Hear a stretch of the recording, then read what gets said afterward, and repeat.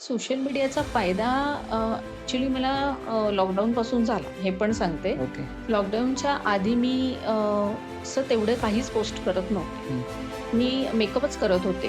हं, तेव्हा मला वाटतं मी सलूनचा पण विचार केला नव्हता. हं. त्या दरम्यानच असं झालं की एकदम स्पार्क मिळाला की आपण करूया आणि सोशल मीडियामुळे ना अवेअरनेस खूप वाढलेला होता तेव्हा. कारण त्या काळात असं होतं की बाहेर कोण जात नव्हतं. हं. त्याच्यामुळे मी पण सोशल मीडियावर खूप असायची. कारण वेळ खूप मिळायचा. बरं. घरचा आवरून जो तो जास्त बोलायचं नव्हतं. माहिती आहे ना तुम्हाला सगळे रिस्ट्रिक्शन्स वगैरे समथिंग. पण त्यावेळेला खूप असा विचार आला की सगळेजण एवढे छान-छान करतात, आपण खूपच पाठी आहोत.